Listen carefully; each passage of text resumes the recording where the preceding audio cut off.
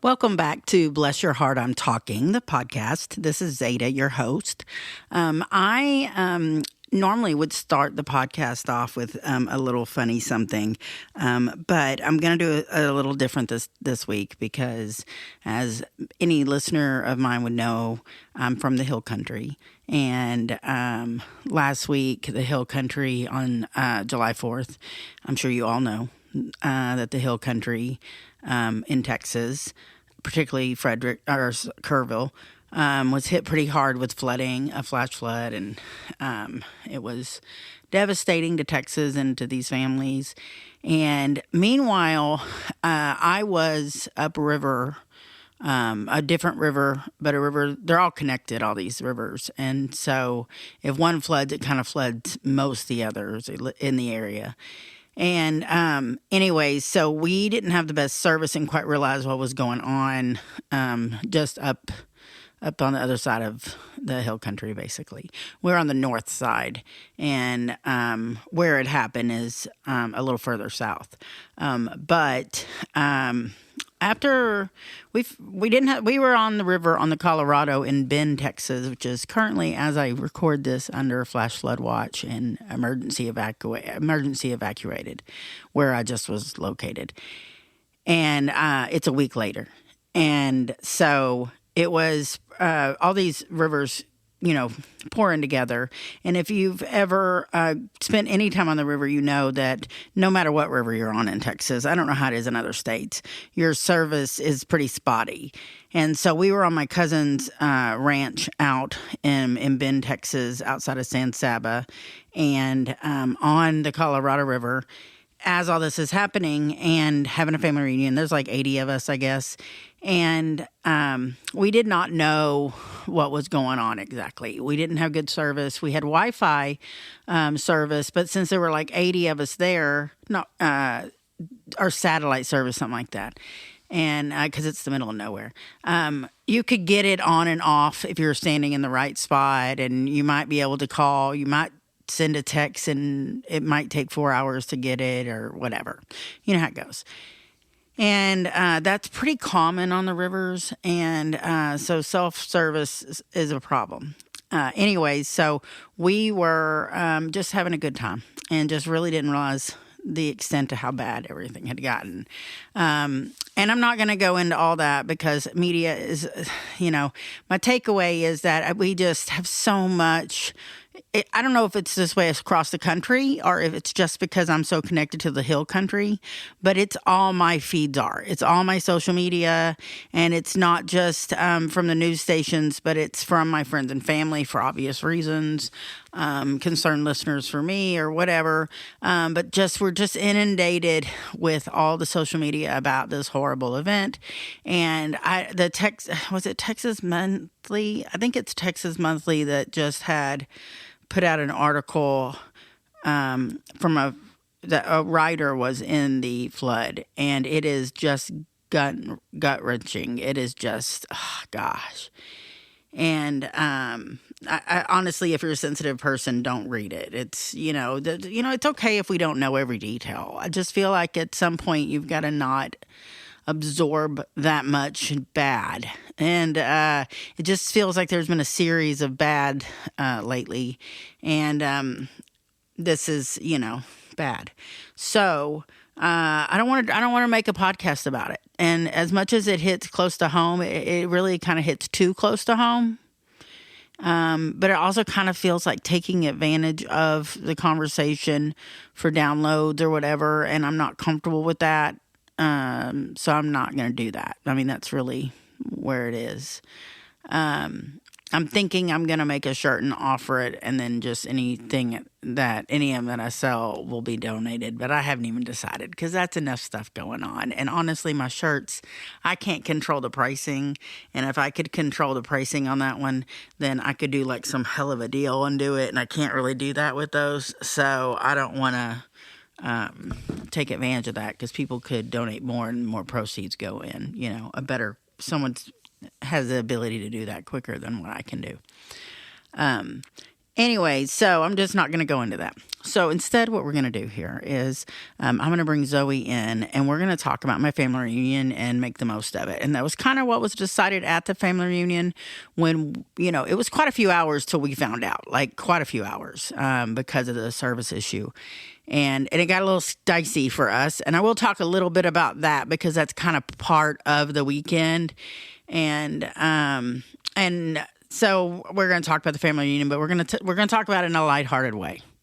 And I want y'all to know that just because I'm talking about it in a lighthearted way, our hearts were very heavy.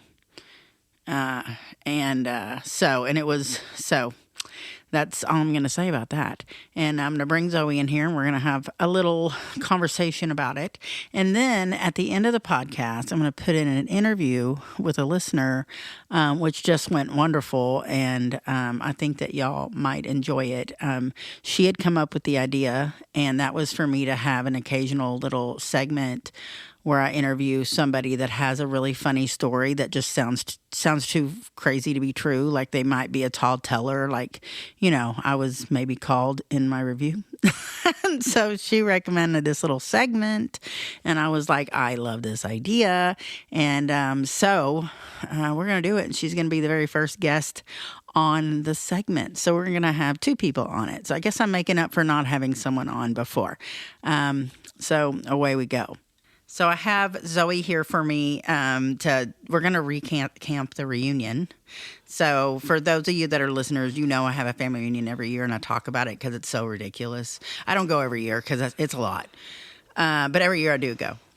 So I decided Zoe needed to come because I felt like we had very different experiences at this year's Simpson family reunion. I like to go to bed at 8 o'clock, and Zoe stays up for the evening part. I was, indeed saw some things. I did not see these things. So it's funny. She showed me video from the reunion and after the point, just 2 days ago. And I was like, this happened at there was a dance party every night? Every single night. I had no idea. So we're going to just start at the beginning of the reunion and kind of go through it. So my family on my mom's side, I'm just going to give a brief, get a piece of pen and paper, okay? My great-grandmother had 2 daughters, and those are my grandmother and her twin sister, okay, Cherry and Jerry. And then this family reunion is everyone related through their mom, through those 3 women. So those are the Simpson women. And I am a direct descendant of Cherry. So it's a pretty big reunion. It can vary every year, but this year I want to say, how many people do you think? 80, 70? I would say about 75. Okay, I'm guessing. And I think it was gonna be 92-ish, but a few people didn't make it because of the weather. So it didn't hit the full potential, but it was a packed house, right? Yeah, safe to say. It's a lot of white people shit. And some of the Hispanic side didn't come this year, so it got wider than usual, it felt like. Am I wrong? A lot of pasta salads. There was a lot of pasta salads, and I contributed to that. My sister really contributed to the pasta salads. But so basically, here's the gist of it. We go out camping. We do a big camping, excursion. This year, it's usually on July 4th weekend, but it can vary. This year, it was July 3rd, 4th, 5th, and 6th. Which is a Thursday through a Sunday. And so we arrived there on Thursday. We had to take 2 truckloads of people, plus my son had to drive in with his girlfriend. And we get there, and there's so many people there. Each people they set up your own camp. So we did my sister's RV, our RV, and my kids had tents. The rain we decided was coming, so we went into, we had awnings, basically. I don't know, you'd call it a garage. It's like a large open garage. Yeah, like a lean-in, if you know what that is, but massive. You could fit multiple vehicles, like 10 vehicles in there. If you wanted. Yeah. Easy. And so we had tents in there and fans and air conditioners and cell phones charging. Like my kids had a luxury tent. One kid glamping. One kid was upset he didn't fit in the tents and had to stay in the RV. And so, but here's the deal. We get there, and as soon as we get there, we make our camp, and then we're like, okay, let's go swimming. And so we go down to the river. It's on the Colorado River. We hike down this big ass hill to the Colorado River, and we get in, and it's beautiful. Is it not just? It's serene. It looks like, I wish I had taken my phone down there, but I knew there was a chance of rain, and I was like, oh, I don't want my phone to get wet, and I was right. Because when we were sitting in the middle of this river, when you turn around the opposite direction of how we came in, there's just a huge, beautiful cliff, like 100 feet tall, and just beautiful water, and the cows are running around. It's just beautiful. And we're out there just having a good time. Everybody's having a drink, and there's music playing. And I think also we heard the same song all weekend. Yes. I don't even know that song. It's like a country cover of a Vanilla Ice song. And it probably played 25 times all weekend. And I had never heard it before. I think maybe you should link that too, because it was the soundtrack of the weekend. It really was. And normally what we'll do on the reunion is we'll all go down to the river. Most of the weekend you're in the river. That's what you're doing, okay? And so that's what we're prepared for. You're pretty much just packing bathing suits. That's, and water shoes. That's about the extent of what you need. Well, not this time. So we get down there, and it just looks like heaven. And I mean, it's the most Texas shit you've ever seen. Like, this is like throwing up Texas. It's so Texan what we're doing right here, okay? And at one point, my cousin's fiance is with her, and he's from upstate New York. And I just turned to him, and I was like, that's some Texas shit, isn't it? And he was like, yeah, it is. And right then it starts raining on us in the river. It's just absolutely beautiful. And like, we didn't want to get out. And we sat in there for a good, what would you say, 30 minutes, and it rained on and off. Oh, yeah. It was like pouring down rain at one point. Yeah, at one point we couldn't talk because it was blowing so much water in our face. It was hitting so just hard. Getting slightly waterboarded by rain in the river. Yes. And we're having a great time, and it's all ages. It's wonderful. But then it just doesn't let up. So I'm like, let's just go on up there and get our shit together for dinner, because I had to make a side. We have pre-planned meals for the whole group. And so Zoe and I hike up this massive hill. We get to the top of the hill, and we say to each other, do you remember what we say? Probably not. We were drinking. We say, wow, that hill is almost as hard as the one at the cabin. Oh, it was steep. Yes, and it was a haul. Like, I had to sit down and really, I was showing my city side for sure, just catching breath.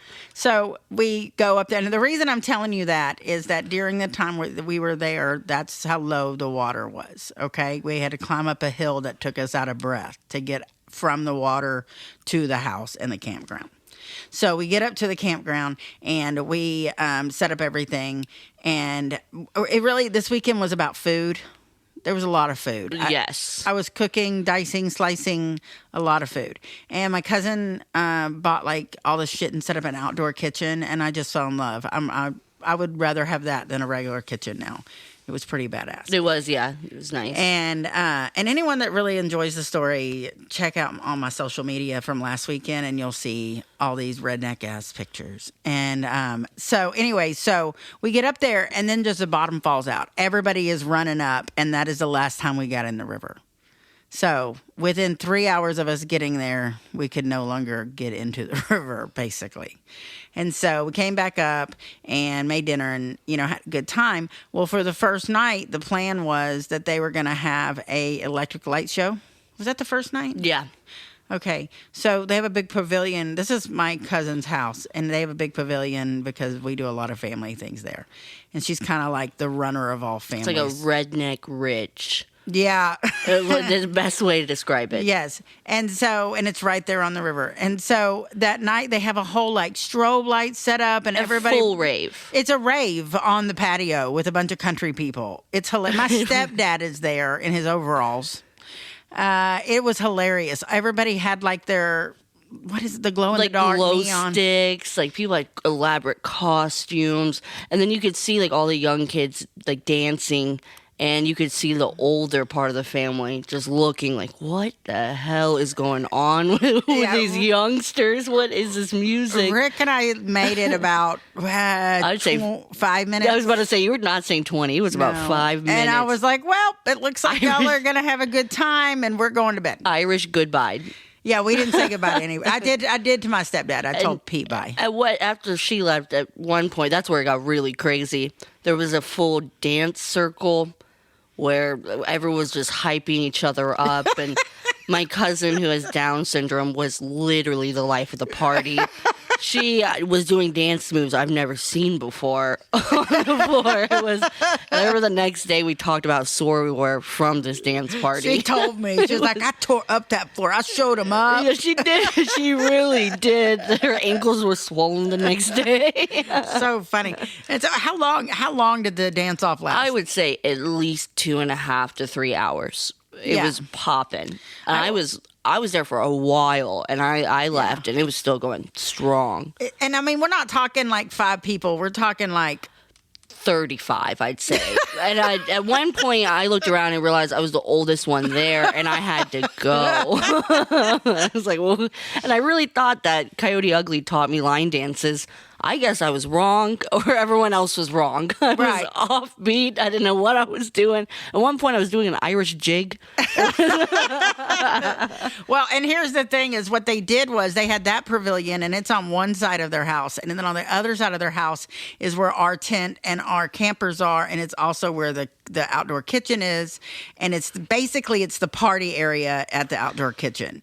And so all the grown-ups have moved to that area while the kids are continuing the rave. Keep in mind, my tent is in the middle of all of this, like it was right next to the part, like where all the older people are partying. Yes, and the older people in our family party harder than the younger people in our family. For sure, yes. Yeah. My age group, I can't keep up, y'all. I'm asleep by 8. I have not made it past 9 o'clock at a family reunion in years. Someone at 4 a.m, I woke up to someone standing over my tent, like 3 cousins. Why are you sleeping? It's party time. I looked at the clock. It's 4 a.m. I am not 18 anymore. I looked at him like, you're insane. And they're leaning over and looking into it as he sleeps. I'm like, what? Yeah. And not the first experience with tent people. Yeah. Just to make it really quick, a few family reunions ago, it also rained really hard, and I fell asleep in the camper, but all my friends and my brother's friends fell asleep in a tent. And in the middle of the night, their tent's like rocking back and forth. The storm's pretty bad. And in the middle of the night, one of our cousins, I don't know who it was, I was trying to investigate this family reunion, find out who it was, opens the tent up in the rain with a couple beers and yells, "Tent people, are you okay in there?" And just runs. So throws the beer in there. Throws the beer in there and just runs away. And to this day, I have no idea. And I'm sure they don't even remember this either. I've told the story this weekend. I told it and everybody laughed and no one fessed up. No one fessed up. I mean, I'm sure they don't remember. Yeah, they probably have no idea. They go hard, y'all. And they break every year there's a contest. So you're going to consistently get a bean contest and a hot sauce contest. And those are the most important contests of all the contests. But then they like to change it up. So like one year we had the what is it, the rocking horse, what are they called? Stick horse races. Yes.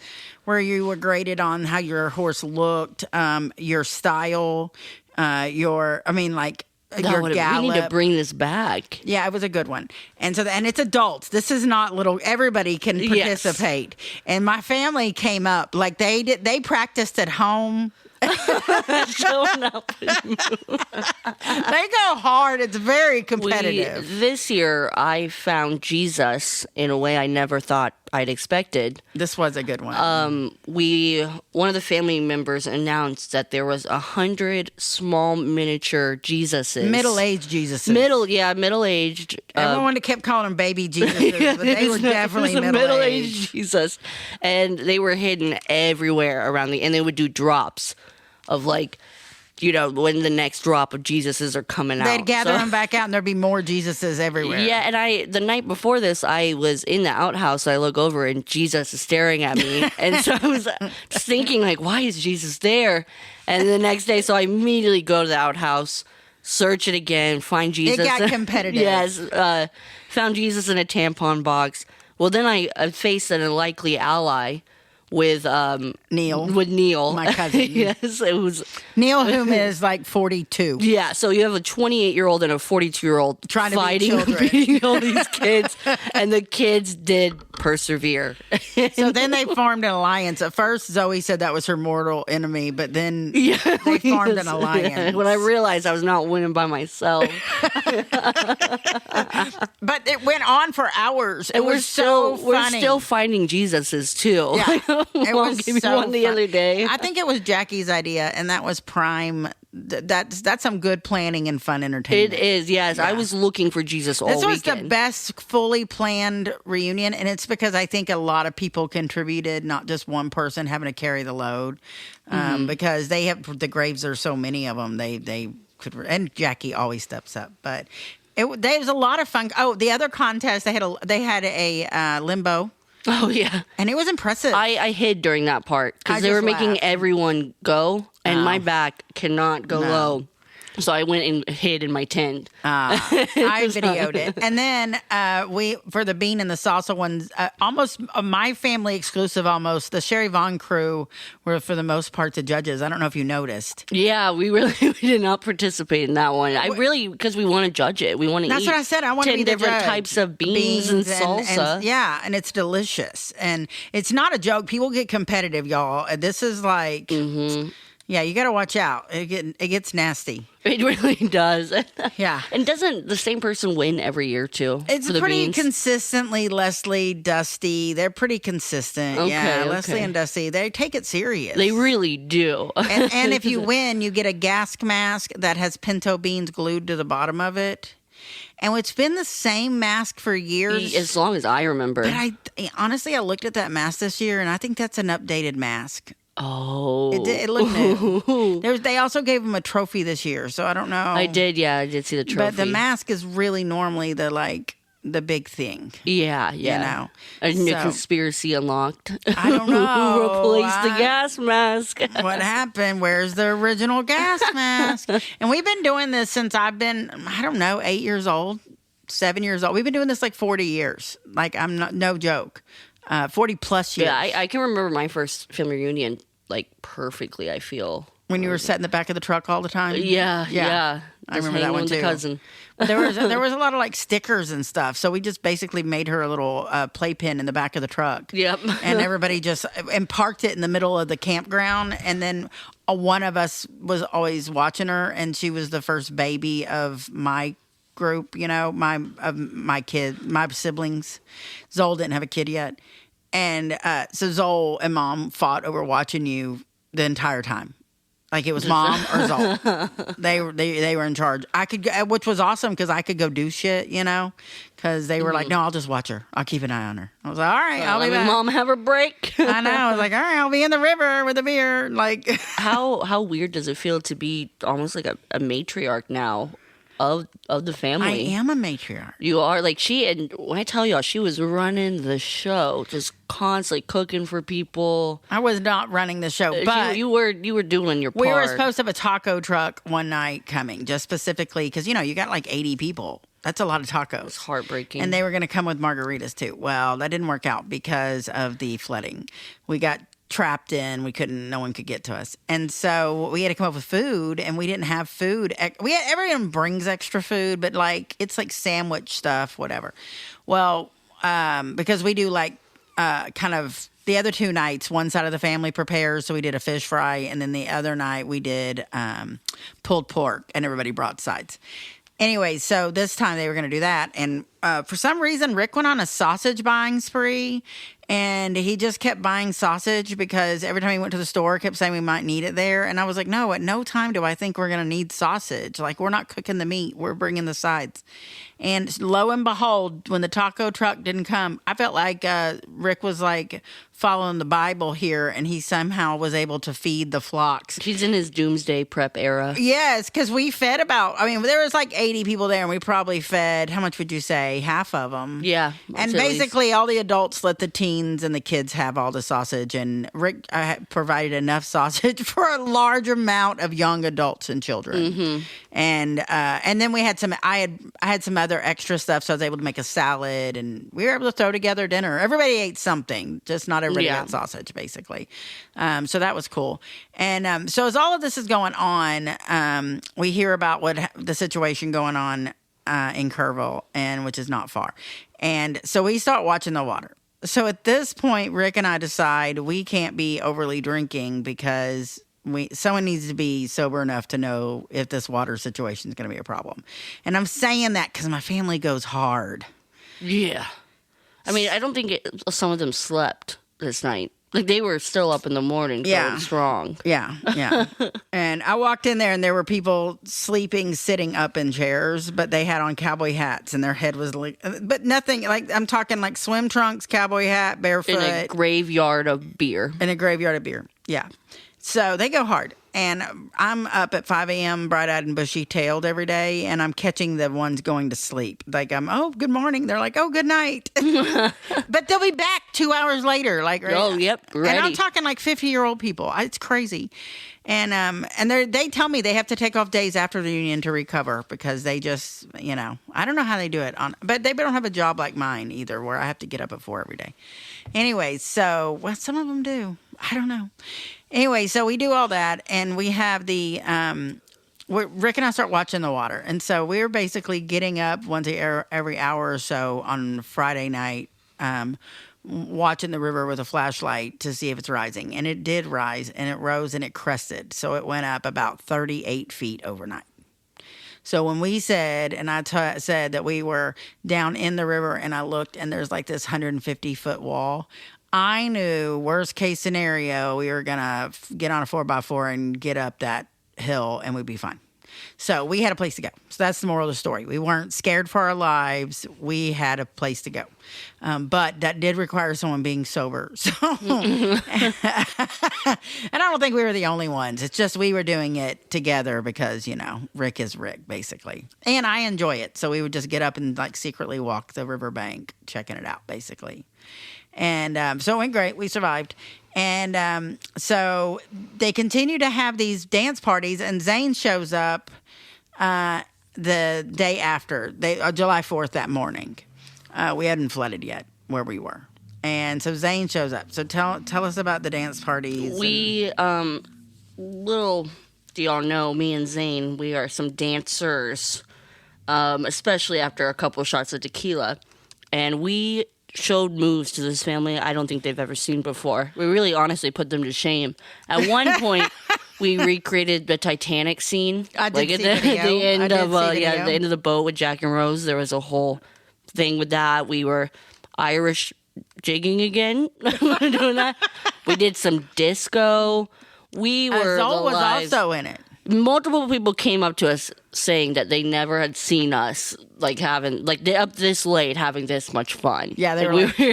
We were, and then eventually the older people kept going to bed, and we look around and it's all teenagers. So we now have to go. Now you're the old people. Now we're the old people. Yikes. Yeah. Meanwhile, my actual teenager, he went to bed fairly early, I think, most of the time. He was hiding. No, he was there that night, too. Yeah, okay, we had all the siblings and Zaylee's boyfriend there as well. All of us were dancing. Zaylee's boyfriend came out of his shell. He had a hell of a time. He would, he fit right in. His name is Mason, not just Zaylee's boyfriend. Everyone called him Luke Combs. Yeah, whenever we got there, someone said, y'all brought Luke Combs? And then I looked over at my cousin Zach, and I was like, who is this guy over here? He looked like Alan Jackson. Yeah. He even had a life jacket on, and I didn't know why. Yeah. And it was too small, just like Alan Jackson's when he was going down the river. That same dude would fall asleep at different places every night. Like, he was one time the chair, one time the floor, always with the cowboy hat on, covering his face. Anyway, so there was a long day. So some people enjoyed the evening, some people enjoyed the morning. We were probably awake till 3 or 4 in the morning at this point. So the next day arrives. Yes. The dreaded day. And the party starts right back up first thing in the morning, and you're camping in the middle of it. Well, so I wake up to no good morning. How are you doing? It's get up and pack. Oh, I forgot about that. Get up and pack. We tried to We gotta evacuate. go. The river is rising. We need to get it. So we're all hungover, trying our best. I'm trying not to dry heave at this point. Drinking water, packing all this stuff up. I caught multiple of us hiding at one point. Yes, we were yes. all guilty of hiding at one point. Yep. So we get everything My packed up. sister was also packing up. We were all trying to Yes, so evacuate. everything, and also we had the most beautiful like tent set up and canopy set up. Yeah. all put down. It's raining as well still. I'm literally sitting in her passenger seat, ready to go. She comes over, this crazy woman. Never mind, we can't leave. Okay, awesome. We could have. That would have been nice to know. That is an not hour. what you said. You were like, what? I had to walk away and go find more Jesuses. I am not building that tent again. So I went and just found more Jesuses. This was the great day of AC. Yes. That's where I just chilled in the house. Oh, yeah, you did disappear for It the was, day. yeah, all of the dumb kids decided they were collectively over it. Yeah, they were all on the couch at one time. All of us, it showed like we were a little city. That's basically We what had to talk about this glorious swimming hole. Yeah, so the Saturday, we left Sunday. So Saturday afternoon, the sun finally kind of came out. And they were like, well, we do have another place we could swim, but it's a little bit of a hike and it's kind of just a creek. A really clear, cold creek. It's like natural spring fed, but it's a creek. And we're like, yeah. Because at this point, we only got in the river for like an hour and a half the first night. Some people have yet to be in the water. Some people didn't ever get in the water. So we're all like, yeah, let's go. So they had to take multiple off-road vehicles. We had side-by-sides. If you've seen the pictures I posted, check them out That on my social media. Tahoe. The Tahoe that at some point a cousin, in fact, it was Alan Jackson looking Zach. He flipped it, I believe. And so they cut the top off it a long time ago and just made it like a ranch vehicle. So we had that. We had everyone was getting taxied down to this little creek. But the creek was like, you had to hike like up into the hill to get to the creek. Cactus everywhere. With cactus in your bathing suit. And then we get in the creek and it's tiny. There's like 40 of us, too. In this creek. Again, look at my social media because it's just fucking ridiculous. It's my absolute favorite It's picture. giving a hippie era photo. And to it's be honest. giving this is the most like childhood reunion we've ever had as adults. I don't think To there was any me. phones around either. No, like, no one had really had service. No, it was just everyone connecting. We had a perfect rock, a seat rock. Oh in the yeah, creek. and we sat in the creek and we were like, oh damn, we're on a damn near a bench. Yeah, it was nice. Yes, and it's also the theme of the reunion is Peyton's baby Penelope. Oh my. Every picture I post, somebody is holding this baby up in the air, hugging this baby. This baby was along for every ride. This was ride or die baby. Really, she is a trooper. And her parents told me that when she was born, everybody she came home from the hospital, they threw a big party at the house. Pretty equivalent to the reunion the night she came home. And her mom was happy about it. I was like, they're such a close family. They're just so, I mean, they're my family, but again, twins, the two twins, that's the other twins' family, those are their cousins, but I was raised like they're my first cousins. So when all my cousins, no matter how distant they technically were raised as first cousins. So we're there. In fact, they're my best friend cousins because they were my age. So we ran together. In fact, we got grounded from each other for 3 years one time. We did. We weren't allowed to talk when we were in high school. I did hang out with those cousins quite a bit. I can see why. And now they're old. Imagine when they were young. Yeah. There was so much trouble to be had. And it was just absolutely the best reunion since we were kids. I think we were just forced to be in close proximity to like everybody. Yeah, we had to be where we weren't getting rained on. I mean, y'all understand the first 2 days it did not stop raining. No, I just accepted it. I was getting sores on my feet because my shoes were all made for walking out to the river or whatever. And when they were wet constantly like that, because your feet were never dry to get from my RV to the camp, I had to go through like 4 inches of water. So my shoes would rub the top of my foot raw. I came home with like little scabs on top of my foot. I kept switching shoes. That's why, because I was getting blisters no matter what And your shoes I wore. mysterious bruise. Yes, I have a massive mysterious bruise on my arm. I have no memory, and I didn't get drunk. No, so you were a great behavior. I was. I really was just watching everybody else. And, It's the perfect place to people watch. oh my God. I had some great conversations, and we had our own little, we have the main campground where everybody hangs out, but then on the side, every family member has kind of a little group of cousins. It's mainly whoever their matriarch is. So in my case, I'm now the oldest one of men and women in my group, and because Zole's gone, my mom's gone, and my grandparents are gone. So that's our camp now, my sister and I.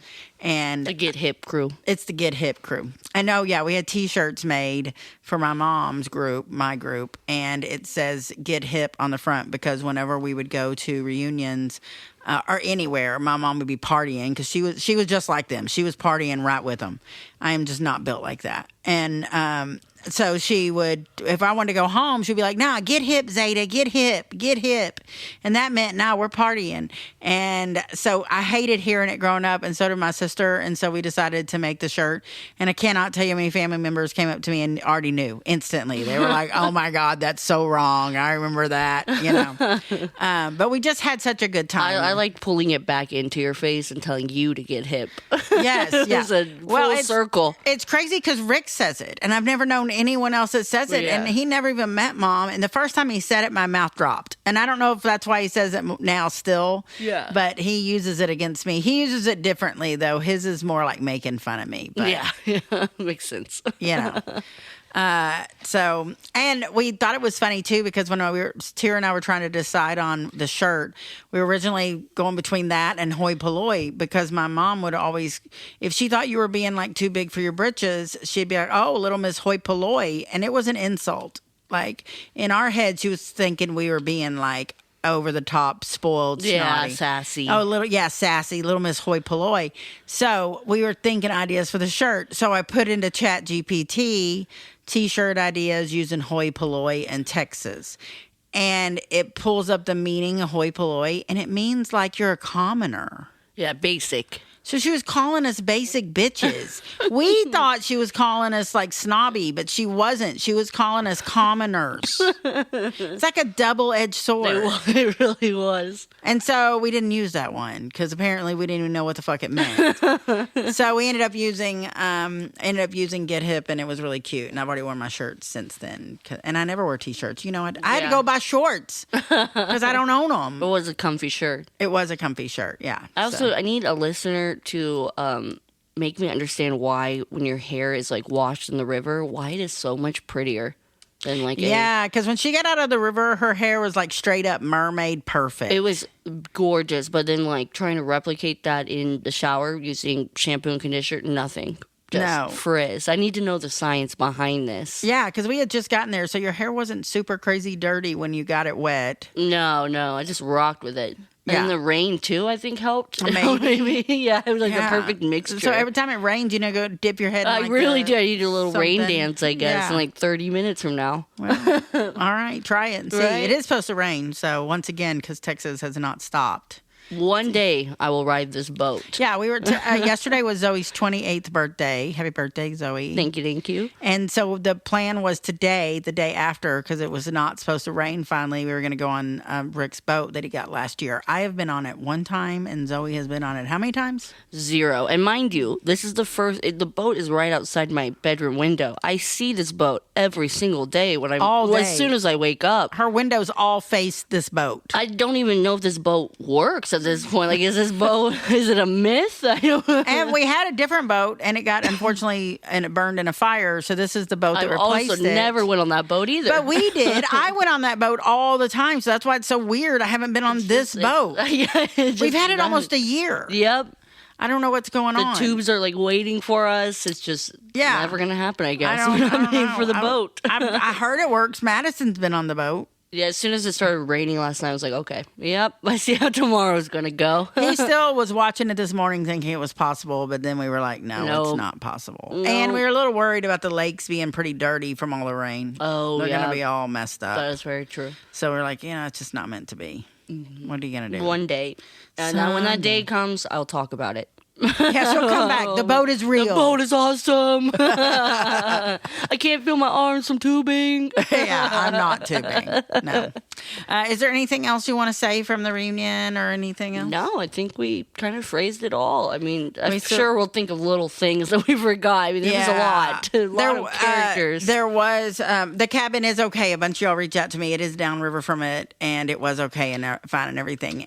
But the getting home did take a long time because it was an adventure because of road closures and mud. It was torture. It was.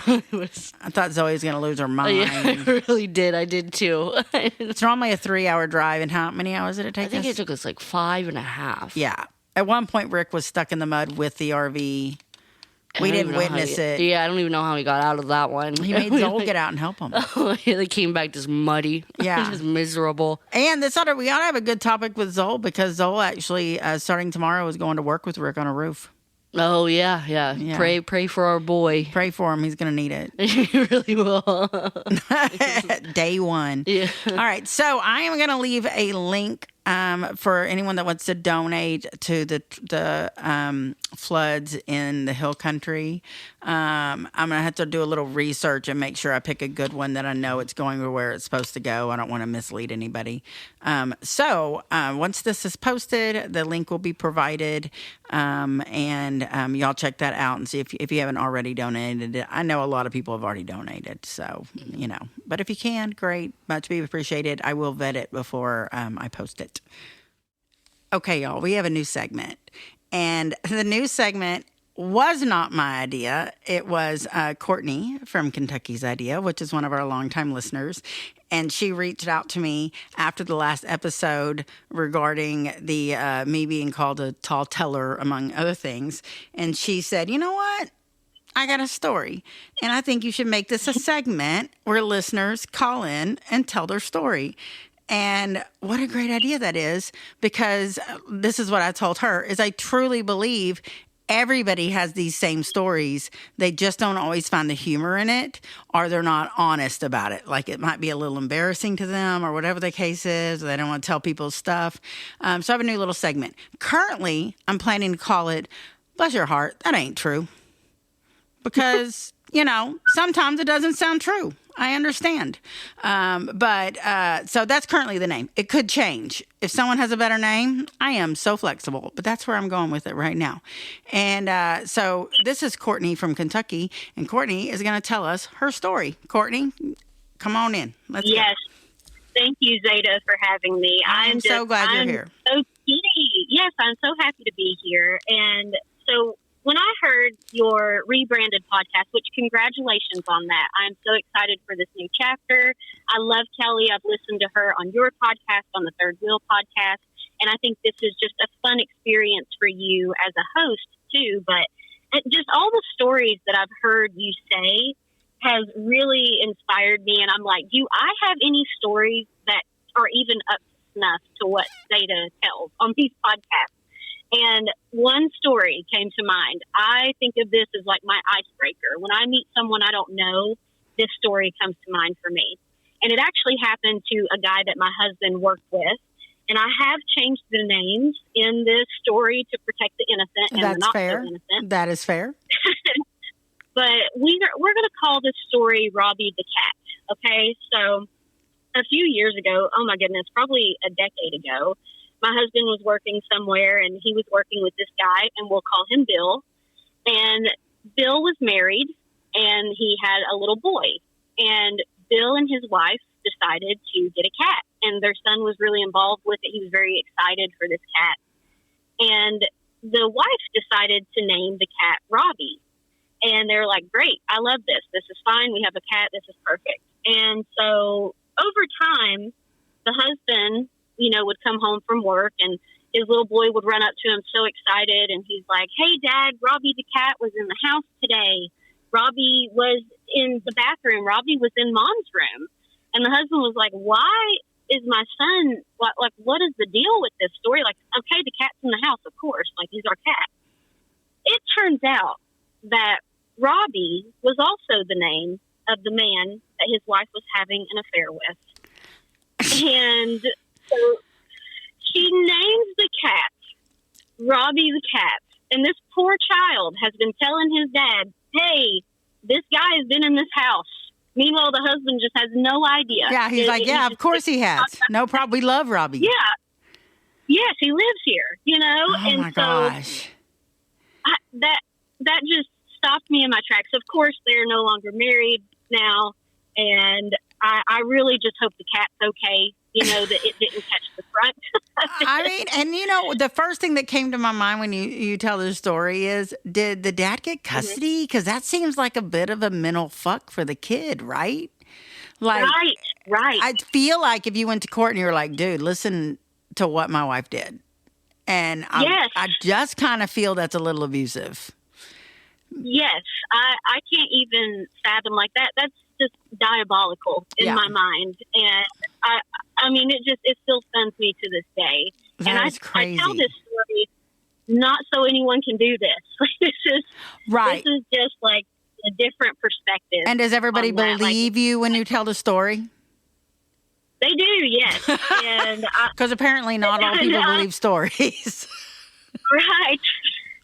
That's so funny. Yes, we all know what that's like. I was just like, that is so bananas, and I was like, I have to tell the ultimate storyteller this. I love it. Because you are now part of this.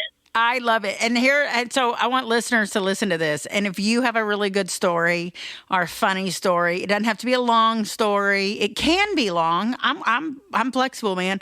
But if you got a good story where people don't believe it or it seems a little unbelievable, I would love for you to call in and give me the story. Because I truly believe everybody has equal stories to mine, and we just don't all open our eyes to them. Like, we kind of like grimace at them, and we're like, whatever, or that's silly, or whatever. And but we don't all repeat them or really think about how funny it is. And and I think like you mentioned, her and I talked on the phone before we started recording, and she mentioned like me talking about like my dad's leg and stuff like that.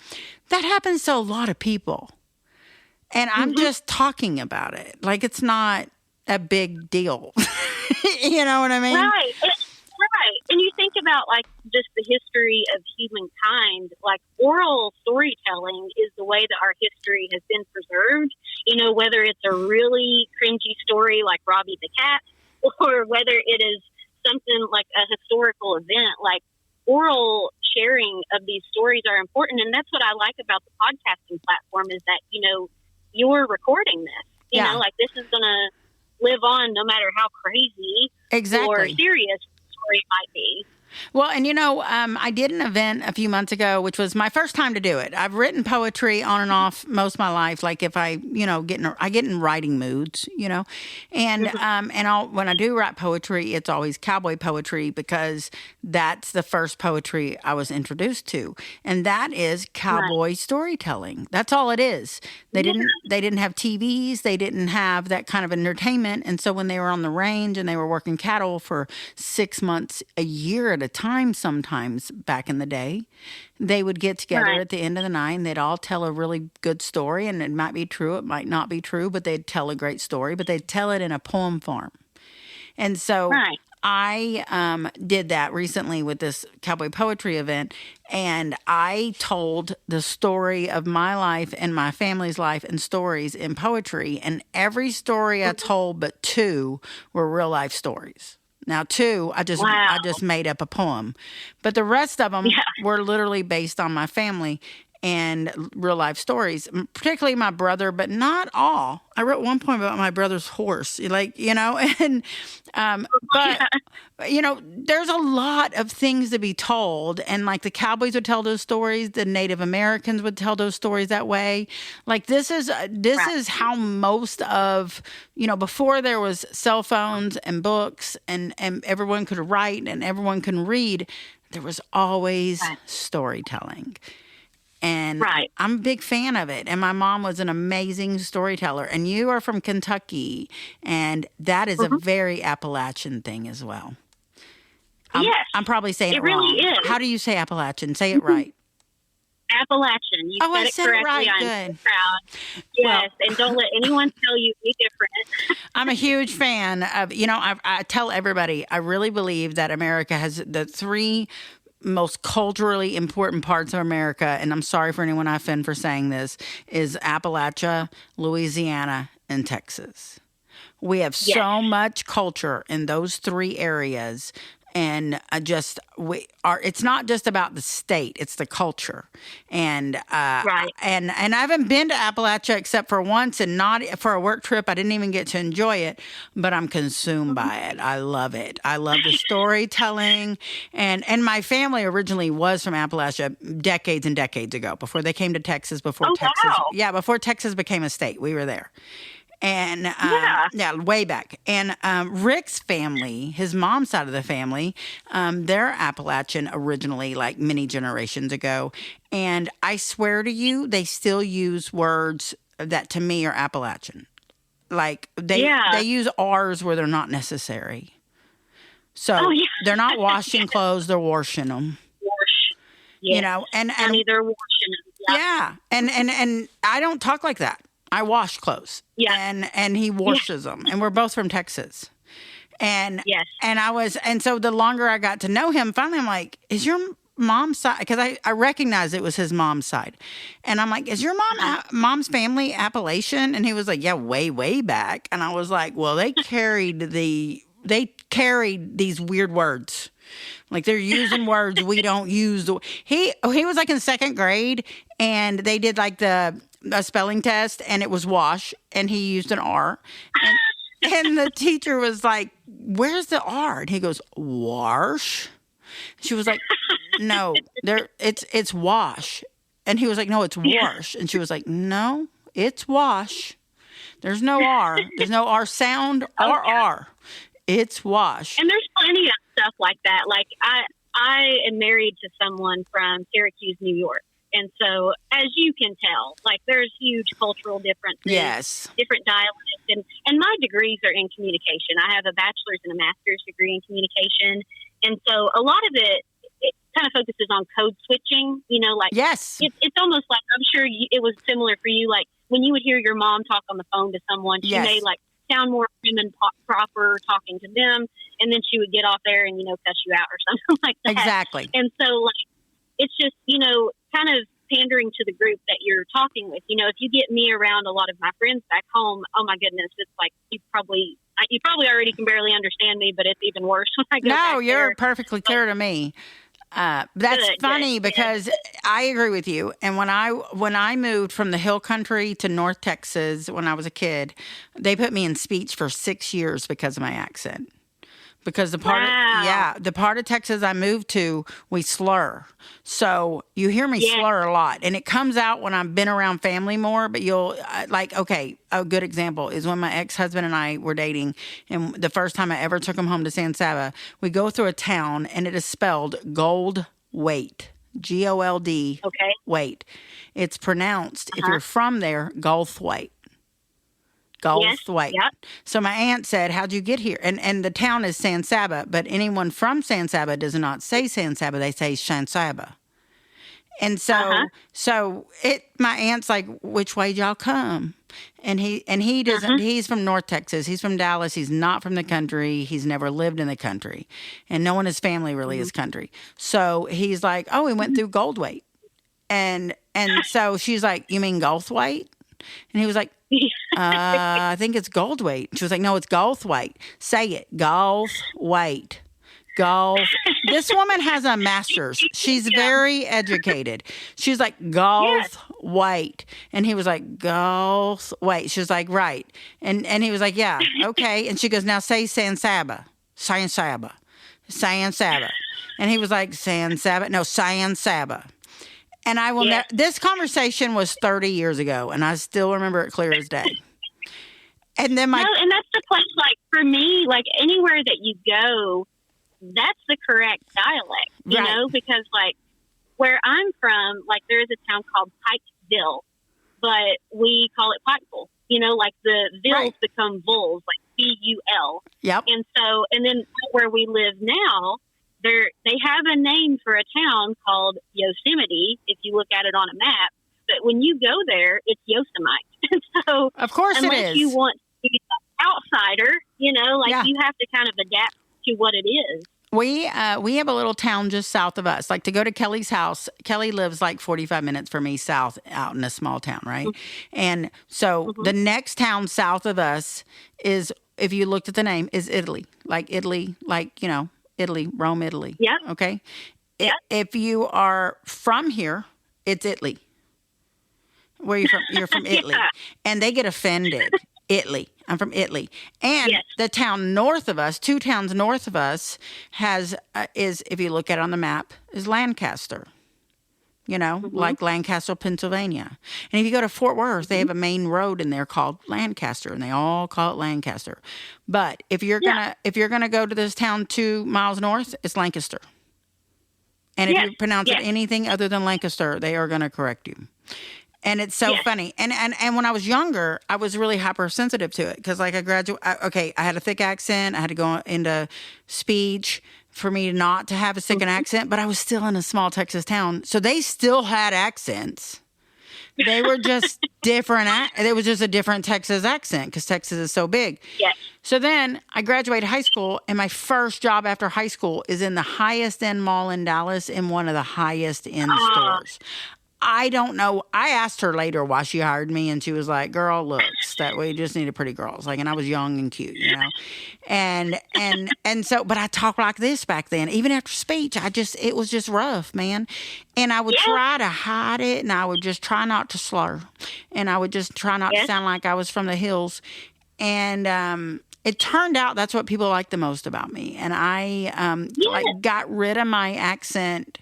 My ex-husband didn't care for it either, and I got rid of my accent, and then as I got older, it came back when I divorced them, and I was around more of my people, and I love having it back, and I no longer try to hide it, and I think that comes with age, and maybe. You shouldn't try to hide it because it is what makes you you, because I work in higher education now, but I used to work in broadcasting. And so that was definitely a big point of conversation when I graduated from college and I started with a local TV station. Thankfully my market were people who spoke just like me, but if I was going to go any further, I would have to wash my accent completely out. And I'm like, now that I've lived away from home and I'm a little closer to Louisville, my family can tell the difference in my accent, the way I say my I's, like, because it used to be I, like with an A instead of an E. And so all of that stuff. And there's also that cultural difference of, and I hope the listeners are cool with us just digging into this. No, hey, if they're not, they'll just write a review. Go ahead. It's good. Yeah. I'll make a shirt. You can always get forward. Appalachia. You could put that on a shirt. I've seen that on a few. But a lot of like Appalachian culture too is like once you move away, it almost feels like a slap in the face to where you came from, because you changed, you became a city slicker, and like you're almost like an inner when you go back. And so that's why I am happy that when I go back, my accent falls back into, its old ways. But like there's still things that I say, like instead of fly swatter, I say fly swat. And that's a common thing in Appalachia. Also a wasp, the things that will sting you, we would always call them waspers. So I guess the ER that you would put on a fly swatter, we took that off and put that on wasp. Do you put a "the" in front of things like the Walmarts? I do not do that, but I do know people that do, or they make it plural, like the Walmarts. Yeah, that's what I mean. It's a "the" and it's plural. It's the Walmarts. And I wasn't raised like that. And when I was growing up, it was Walmart. But my ex-husband's mom, who's not country, would call it the Walmarts. And I was like, are you going to 2 of them? Like, what are we doing here? How many are you going to? How many Walmarts do you plan to hit today? And, but as I get older, I find charm in it. And I don't want anyone to change the accent they have to suit anyone else. Now, I understand the professional world and all that good stuff. I will say that the very first big event, like radio event that I went to The Yeah Networks owns the Kid Craddock Show, and that's who owns that podcast. I own this one, they own that one. And so they invited me, this big deal, and it's like all the Yeah Networks bigwigs. They're a lot of them are from like New Jersey and shit, right? And oh man, and those men love me. By the way, they're just I'm a big Southern woman, and they don't know what to do. Like, and they find it entertaining. I mean, they might be laughing about me later. I don't really care, No. It's not my problem. And so I tell Al, I was like, Al, I don't really know how to dress for this. Like, me dressing up means I'm wearing my fancy boots and my better hat. Like, what does this mean? And he was like, I want you to dress like you. And I want you to be you. I want you to walk in that room, and I want everyone to know that you're the most Texan girl in that room. I want you to be you. That's what sells you. So you come as you, and you act as you when you get there. And I was like, exactly. Oh, okay, I got you. So I get there. It's on like the 25th floor of a high-rise in downtown Dallas. The bathroom has a window in the stall overlooking downtown Dallas. I took a picture. I don't know what to do with that information. Yeah, I didn't know what to do either. And I was fucking late. So I get there, and I don't know anybody except for, like JC and them. But I don't know them well. I've met them a number of times, but I'm not going to pretend like I'm friends with them. Like, I'm going to hang out with them at Al's house because we're at the same party. Right. But, like, I don't know their numbers. I'm not, Al's the only one of the groups I'm truly friends with. And so I'm like, where is he? I'm texting him. Where the hell are you? Like, dude, don't leave me here alone. And so he's like, I'm late. I'll be right there. Okay. So I'm like scanning the room, and I'm like, who do I know? Because like I didn't see any of the other people there yet that I knew, Right. And I'm like scanning, and I see Part-Time Justin. And I love me some Part-Time Justin. And so I'm like, he's hilarious. I know. And he's genuinely just really nice guy. And so I zone in on him. I go over there. I'm like, Justin, I need you to help me. I don't know. Al's not here yet. I'm obviously a fish out of water. He was like, just be you. And here's a glass of champagne. In fact, let's go check out these hors d'oeuvres. And just was amazing to me. It. Well, throughout the whole thing, and then JC got there, and I was good once I knew a few people. But then they start walking me around, and they start introducing me to people. And by the end of the night, I'm hanging out with like the 6 biggest wigs of the whole Yeah Networks, and they want to hear all about Texas. So Al gave really good advice, because had I dressed like everybody else there with like a black suit and heels and, Dallas makeup and Dallas hair, I would have been treated exactly like that. But that's not me. Right. And so I really appreciate his advice, because I really did kind of question, what do I do? I didn't want to embarrass Al either. Like, I recognize the fact that I'm there because of him for sure. And it went and you good. never know how you're going to be, like you say, you don't really know how you're going to be perceived, especially like I said, my husband is from New York. Like, I was so nervous going up there the first time, because I had dated someone from Michigan, years prior. And when I went up there, this is part of one of the stories I can tell. There was a state trooper that was a friend of my boyfriend at the time. And when I spoke to him the first time, he laughed in my face. And then he said, I bet your family tree is roots deep, isn't it? Oh, wow. Just assuming that we're incest. And I'm like, and you're supposed to be protecting the people? Like, right. What is this? Like, I respect law enforcement and stuff, but I was, like, taken aback by that. I was like, I haven't even said, like, 3 words to you. But I was so thankful when I first went to New York and met my husband's family. And even though it was more of a metropolitan area than what I was used to and what I grew up in, everyone was so kind. And they still, to this day, we've been married 7 years this month, they're so kind to me. And what's funny is they actually tease my husband more. Because he has been in Kentucky for so long, and they knew what his accent was before. And so when we go up there, they give him just like down the road, and it's so funny. Yeah, you're going to pick up something. Like, he's probably saying y'all now. Y'all say y'all, right? Oh, my God. Y'all say y'all, yeah. Listen, do we say y'all? Yes, we do. And I like how you just said listen. Listen. I like it. We and we listen to Tyler Childers, like Chris Stapleton. You do realize, if you follow me at all, I'm obsessed with Tyler Childers, right? Yes, I know that, because he is originally from our area. Him and Chris Stapleton, Loretta Lynn, like all of that is like Eastern Kentucky. And so my friend, I love him. Really big. Yes, he's a fantastic guy. My friend Angela, she is part of the festival scene here in the state, and she helped coordinate a festival called Moonshiners Ball. I've heard of it. I'm very familiar. Yes. Yeah. Oh, she will love that. She'll love that, like, people outside of the state. Oh, I want to go. If it wasn't so far, and if Rick liked concerts, I'd be all over it. I will tell you, I've seen Tyler one time. Well, kind of two in the same night. And I'm going to tell you, this is years ago. In fact, this is the first time Kelly and I ever hung out. And, you know, she was my customer when I used to work at the bar. And then she said, hey, I want to hang out. Like, I want to be friends. And I was like, well, okay. Well, if something pops up, I'll let you know.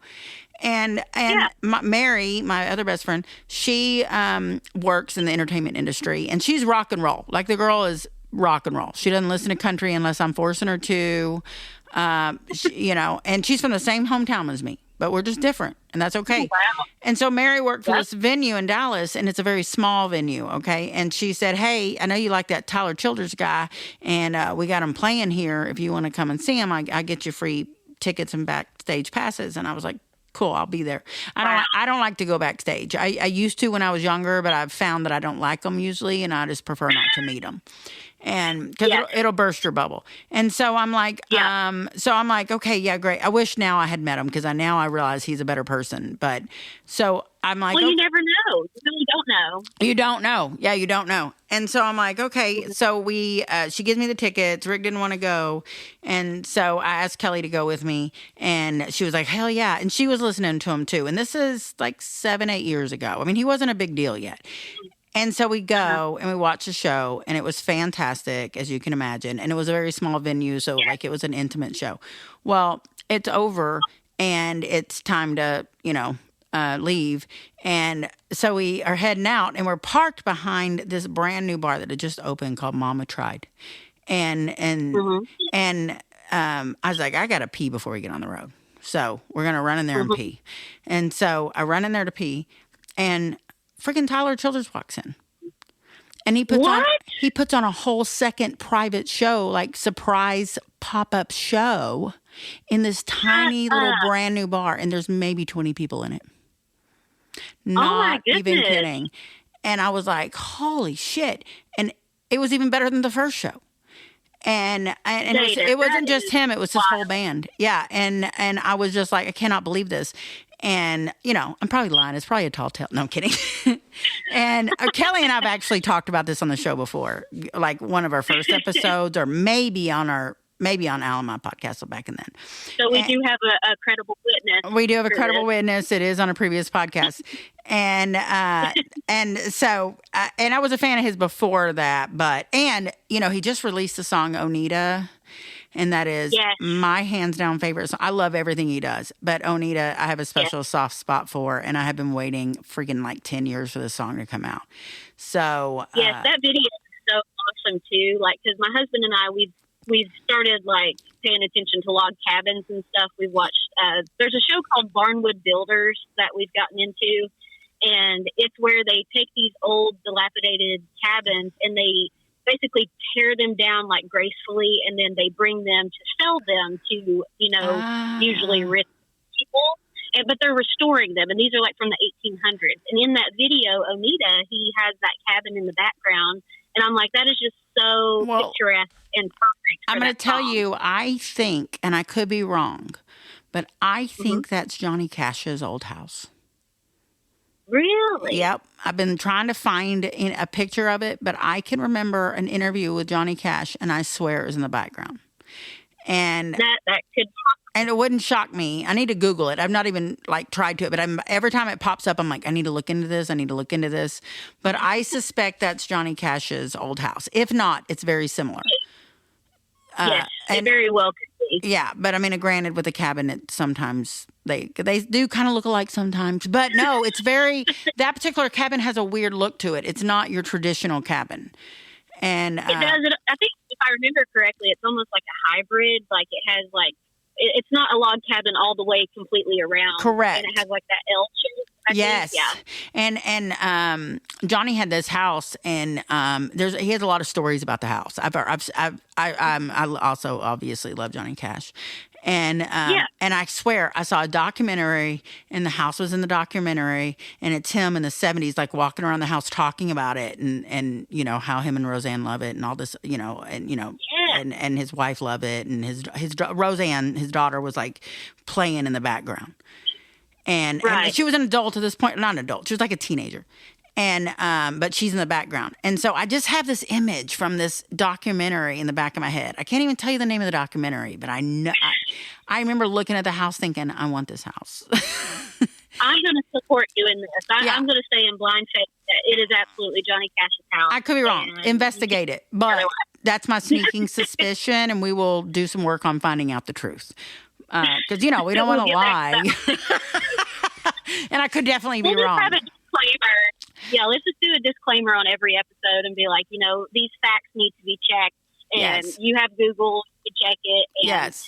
But no, I love that. And like another person too that's on the scene in Kentucky is Carly Pierce. She's a country singer. I am familiar, yes. And yes. I get to see her tomorrow in Indianapolis, so I'm very excited. She's going to be at a small venue, kind of like what you mentioned about Tyler. And so I am so pumped for that. And I didn't know she was from Kentucky. I did not know that. She is. Yeah, she's from northern Kentucky. And kind of, as you mentioned, like different regions of the same state have a different vibe to them. Yes.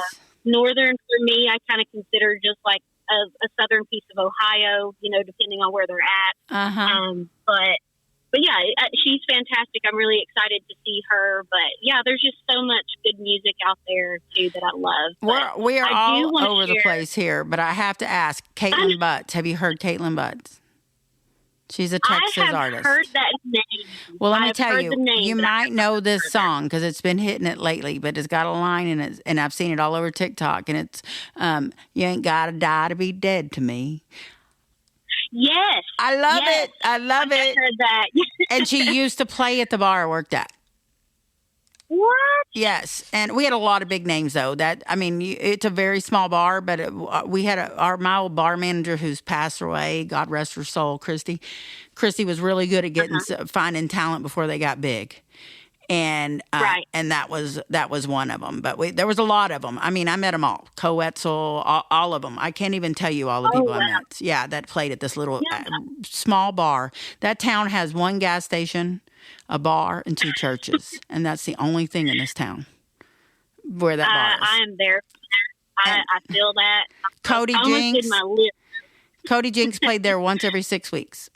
Once every 6 weeks for like 3 years. The first time I ever saw him, I said he's gonna be famous, and I ripped his little poster off the wall, and I got it hanging with the date on it in my hallway right now. I like that. Yeah, I love when you can get memorabilia too to keep. Like my friend and I, she lives in Knoxville, and we met in Nashville a couple of months ago, and we got to go to the Bluebird Cafe there. Oh yeah. And when we went, that's like the up and coming stars, and like literally the night before that, Joe Jonas was there promoting his new album. So people will drop in. Yep. And just I'm like, of course I missed him on the day that he's here. Right. But they have a session called In the Round, and they'll have like 4 artists, and you're literally just sitting around them in normal wooden chairs, listening to them sing like acoustic. Well, that's when Caitlin used to play at my bar. That's what she would do. It was a songwriting thing. It'd be songwriters and singers. That's it. And it was for a radio show. They would record the show there, but for a very small radio show. And that's how she would play there. Because I'll be honest with you, they wouldn't book female artists unless it was for that, because they wouldn't sell as well. Isn't that crazy? It's so ridiculous, all of the, invisible rules that people have. And like when we were at the Bluebird Cafe, one of the guys there, his name was Mark Irwin. He is actually the one who wrote Highway Don't Care by Tim McGraw and Taylor Swift. Yep. And so he sang that. And then a few of the other guys were promoting like their new albums that were coming out. And I'm like, if I lived here, this would be the spot that I would come to. Like, I love it. All of this fun stuff.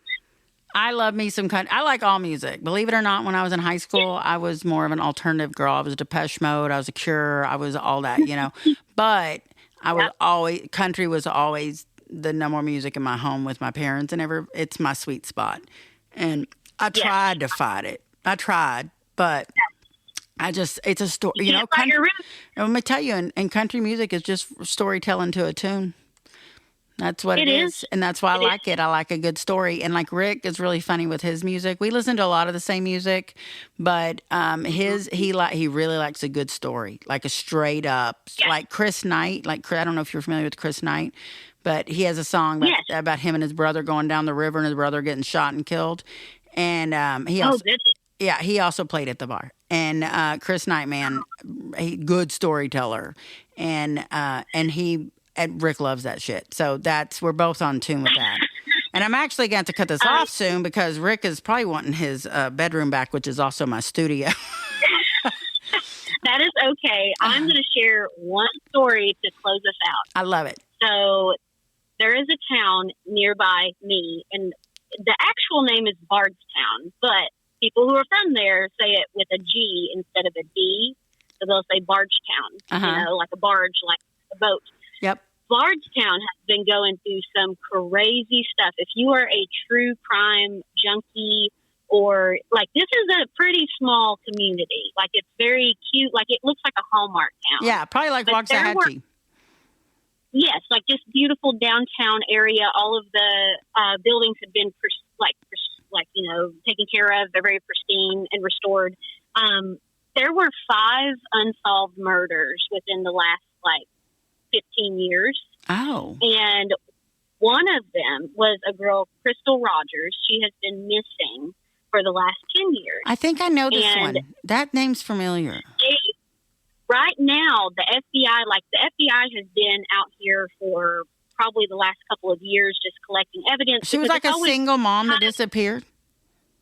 She did, yes. Okay, and so, I remember this. Even as you're driving, and right now, yesterday, they actually just reached a verdict in the case against her boyfriend at that time. That's how I heard about it. Okay. Yes, it is. It's reemerged now, but that whole situation is crazy because it's just like a small, sleepy town, you know, and all the murders, like hers was more of a missing case because they haven't found anything. Yeah. But her mom and dad were very adamant about finding her. And her dad ended up getting killed. And so he was out hunting, and he went with, I think, his grandson, and someone shot them from the woods. And it's kind of assumed that that's in connection of they were getting too close to what was her.